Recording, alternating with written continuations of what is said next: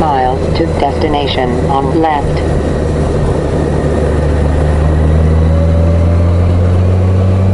Welcome to Endeavor, Wisconsin. If any, I think it's probably the smallest town in Wisconsin.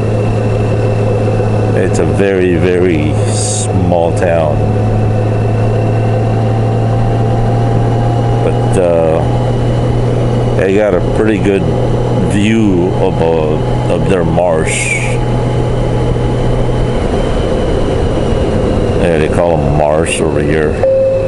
0.2 miles to destination on left. I guess some places they call them swamps.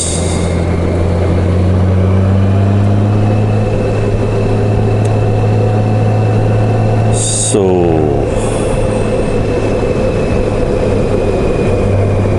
there it is. Arriving at destination on left. You'll see his Goldwing right there.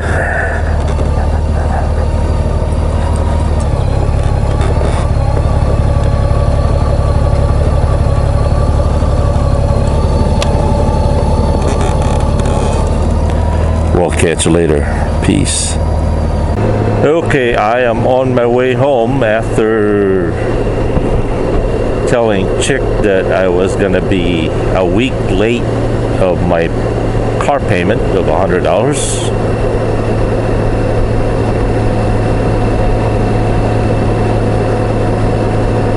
It wasn't a big deal, I guess.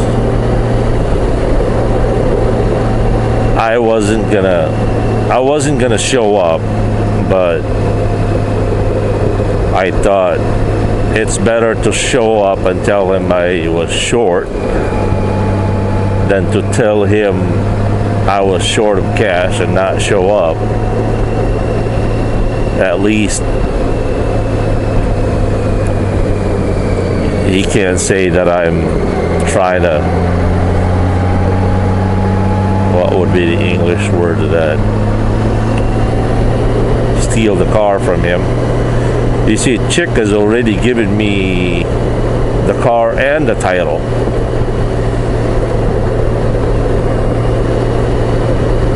So if I wanted to be a jackass, I suppose I could steal the car. Nothing he could do about it.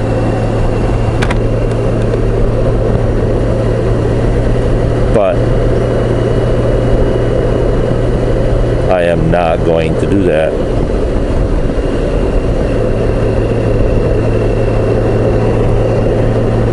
That would be more painful than having a motorcycle accident, being betrayed by a friend.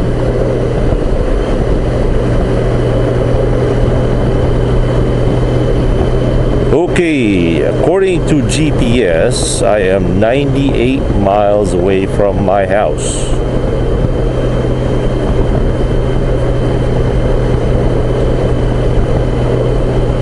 Take In 0.7 miles, turn left.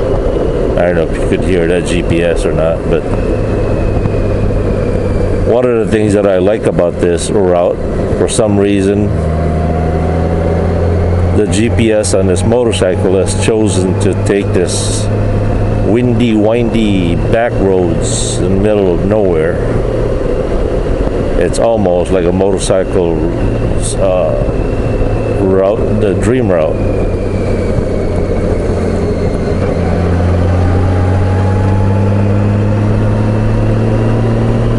So, in 0.3 miles, turn left.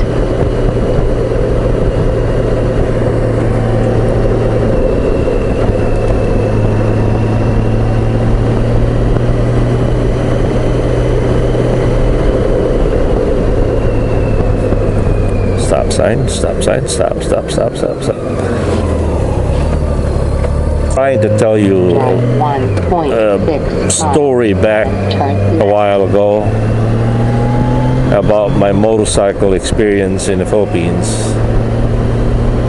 After college, I gave up motorcycle for a long time.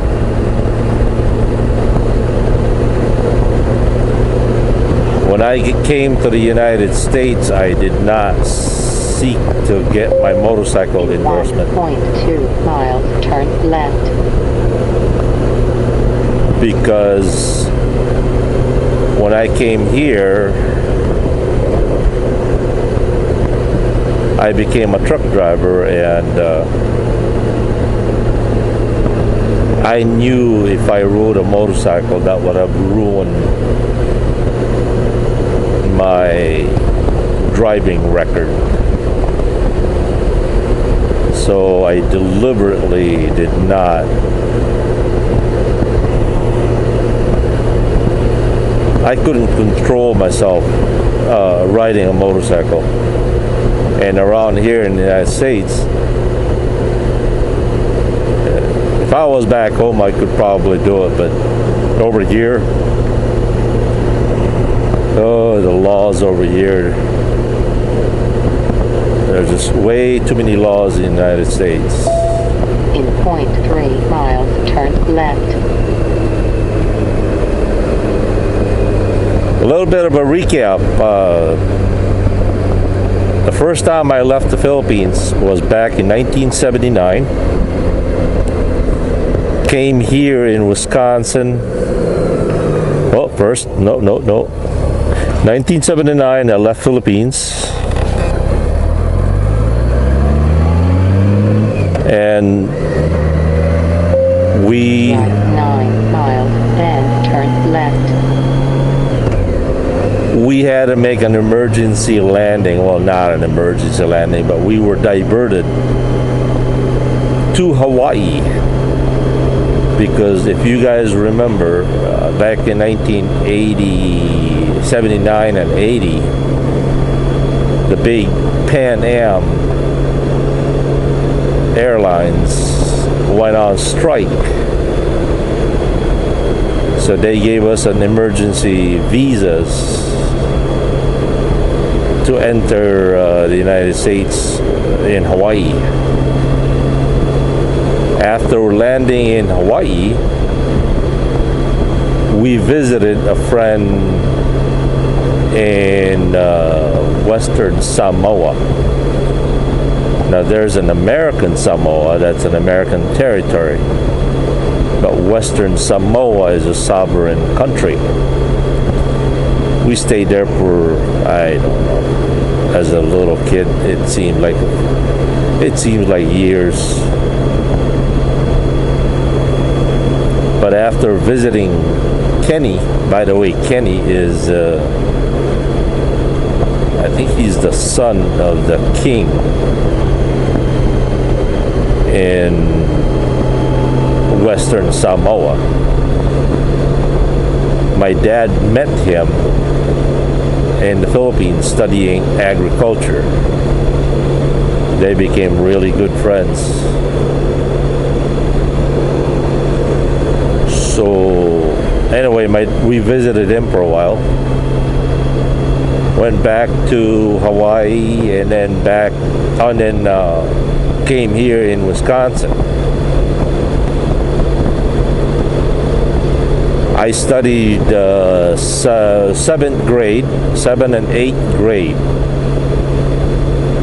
And I also was able to study freshman for maybe,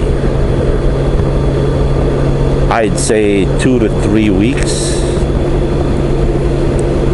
And that's when my dad got homesick in the Philippines, and that's the time that my dad rented the container, shipping container, and shipped those ultralight and satellite dish.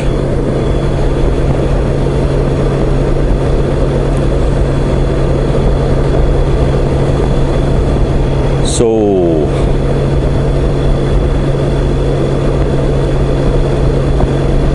what was I going? Oh, Okay, so we went back in 1983, the fall of 1983 and 84. And then I got stuck in the Philippines. I couldn't come back in the United States for a long, long time. I don't know why. I think my dad designed it that way. So this is a continuation of a story of the point I was trying to make earlier, that if you can imagine a boy growing up in a nowhere small island village kind of a thing, going to the United States, living here for 3 years, suddenly going back to the Philippines, and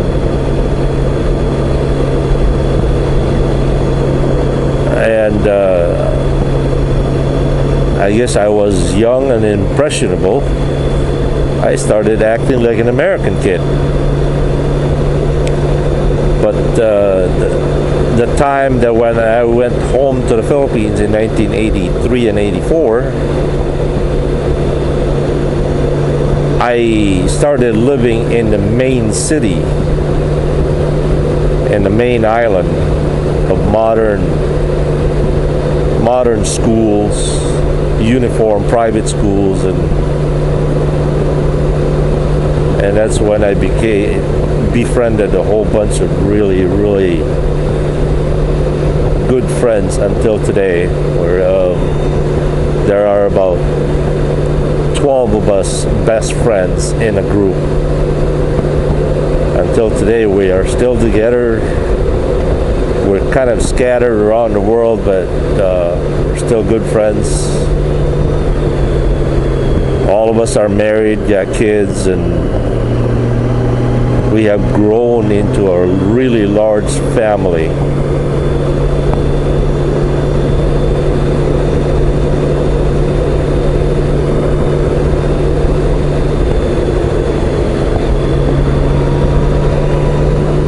So, as I mentioned earlier, I could not leave the Philippines until 1990. That's when I got my U.S. citizenship. Although U.S. immigration states that any U.S. citizen, especially those who are born here, they can have their children born anywhere in the world. That child is considered an American, a U.S. citizen. All you got to do is go to the nearest U.S. embassy of that country and get him a passport. Get that child a passport, and that's it. You just bring the birth certificate of that child, a proof of your citizenship. But for some reason, in our case, it took a long time to accomplish that.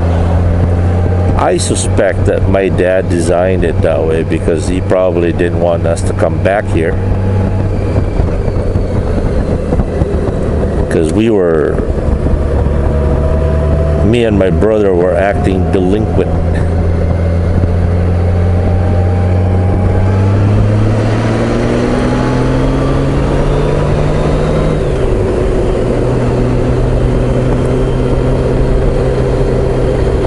So, 1990, I left the Philippines and came here, and I've been living here ever since.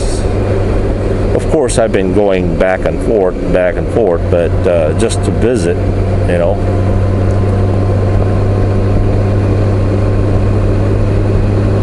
But my permanent residence is here in Wisconsin.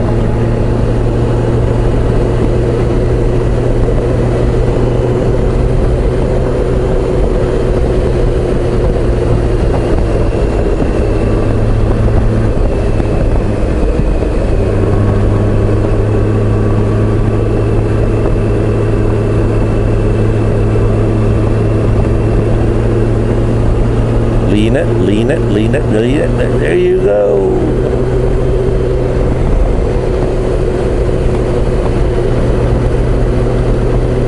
As I mentioned before, I used to ride my motorcycle back in the Philippines like there was no tomorrow.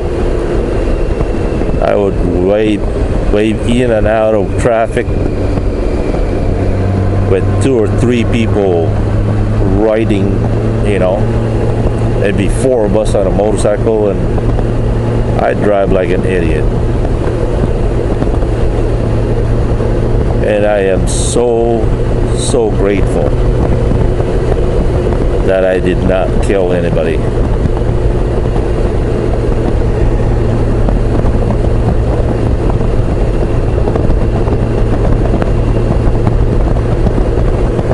I never knew it back then, but In 1.3 miles, turn left. never knew it back then, but God's grace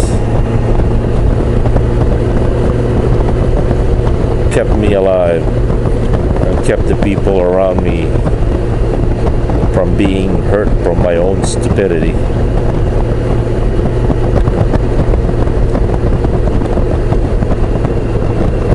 And I remember some of the stupid stuff that I made done. It scares me to this day.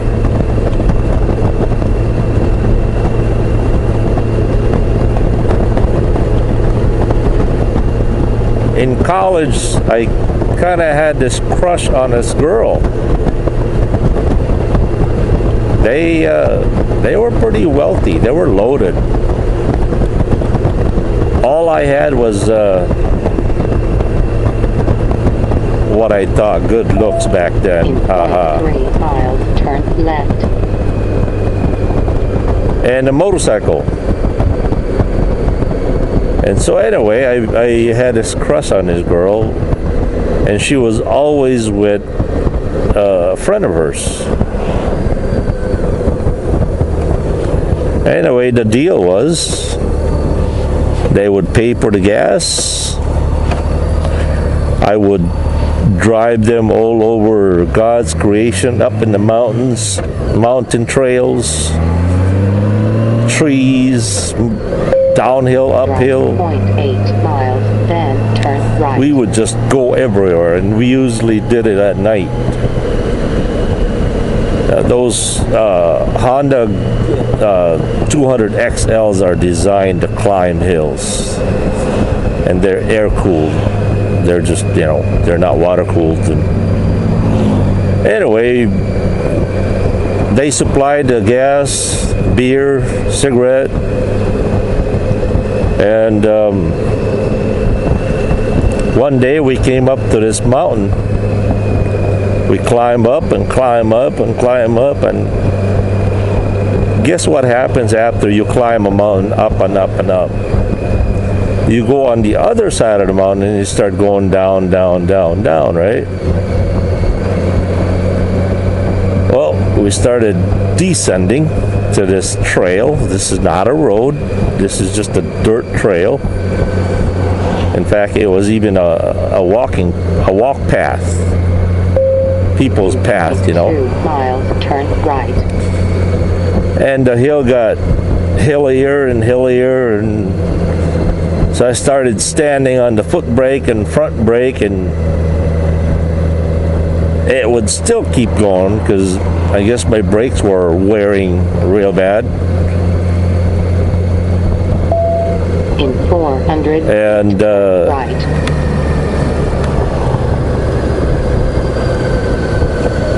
the speed just kept increasing.